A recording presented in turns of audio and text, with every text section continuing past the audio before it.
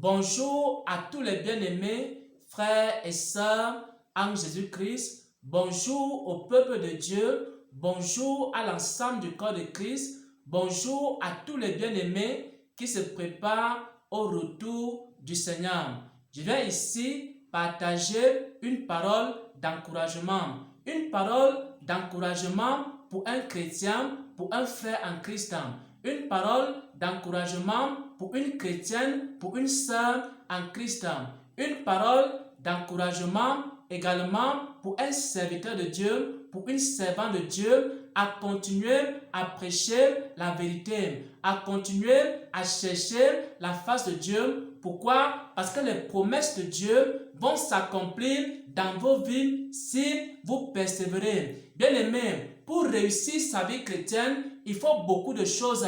Et parmi ces choses, il faut la persévérance. Parmi ces choses, il faut persévérer. C'est également ce que le Seigneur dit dans les Saintes Écritures. Dans Luc 21, au verset 19, le Seigneur dit ceci: par votre persévérance, Luc 21, au verset 19, le Seigneur dit: par votre persévérance, en persévérant, par votre persévérance, vous sauverez vos âmes. Donc c'est en persévérant également que tu auras la victoire sur le péché.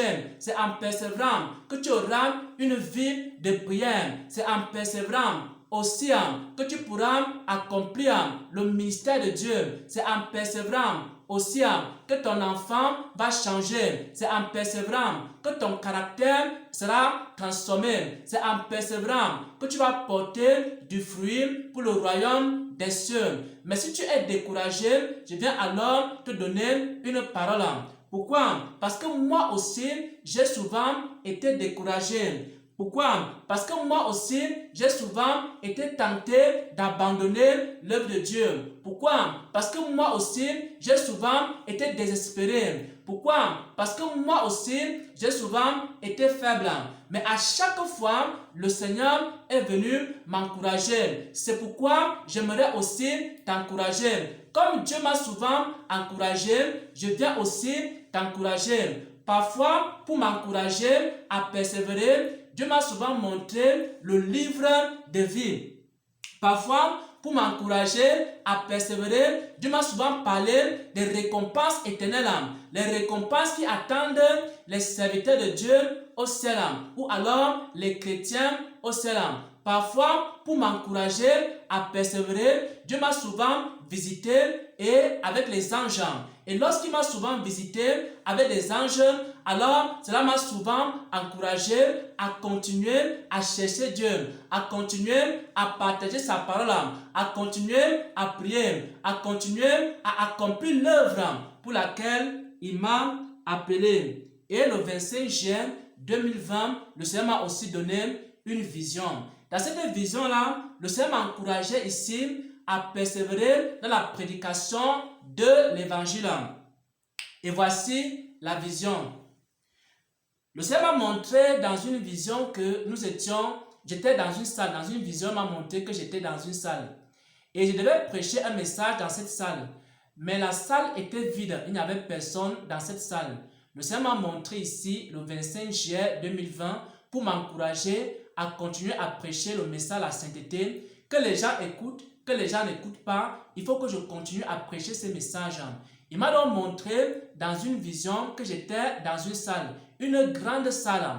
Il y avait beaucoup de bancs, il y avait deux rangées. Il y avait beaucoup de bancs, il y avait deux rangées que je voyais.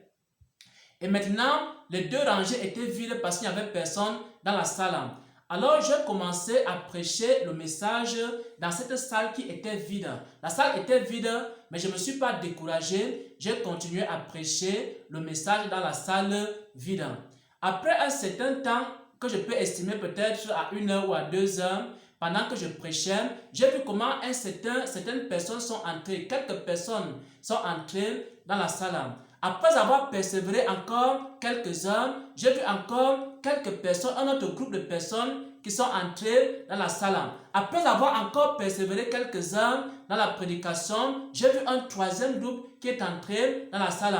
Après avoir persévéré, la salle qui était vide, la première rangée était déjà pleine. Ensuite, après avoir persévéré pendant des heures, la deuxième rangée aussi a été pleine. Et le Seigneur voulait m'encourager à travers cette vision-là à continuer à prêcher le message de la sainteté, à continuer à enseigner sa parole, à continuer à prêcher la vérité, à continuer à prêcher le message pour le salut des hommes. Pourquoi? Parce que peu de gens écoutent la vérité de nos jours. Parce que peu de gens écoutent le message de la sainteté de nos jours. Et parfois, les prédicateurs de la sainteté se découragent. Et le Seigneur nous encourage à continuer à prêcher ce message. Et le 25 juin 2020, il m'a donné une vision. Dans cette vision, il me montrait que j'avais commencé à prêcher dans une salle vide. Et avec le temps, la salle s'est remplie. Peut-être Dieu t'a appelé à évangéliser. Et tu as commencé à évangéliser, mais personne ne croit à l'évangile. Je t'exhorte, mon frère, à persévérer. Pourquoi? Parce qu'après un certain temps, Dieu va toucher le cœur des gens. Ils vont croire à la parole de Dieu. Peut-être Dieu t'a demandé de prier et tu n'arrives pas à prier. Tu n'arrives pas à prier pendant 10 minutes. Tu n'arrives pas à prier pendant 30 minutes. Tu n'arrives pas à prier pendant 1 heure. Je t'exhorte, mon frère, ma soeur, à continuer à persévérer dans la prière avec l'aide de Dieu, en demandant le secours de Dieu. Pourquoi? Parce qu'après un certain temps, qu'est-ce qui va arriver? Tu vas commencer à prier 1 heure.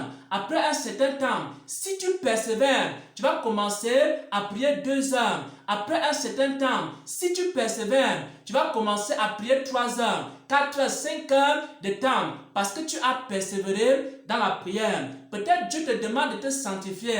Peut-être Dieu te demande d'abandonner le péché. Ce n'est pas du tout facile pour toi. Mais je t'exhorte à persévérer, à continuer à te sanctifier, à continuer à te séparer de ce qui ne plaît pas à Dieu.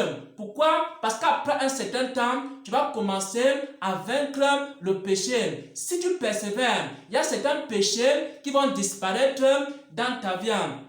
Peut-être Dieu t'a demandé de changer ton caractère, de transformer ton caractère en méditant sa parole. Mais ce n'est pas facile.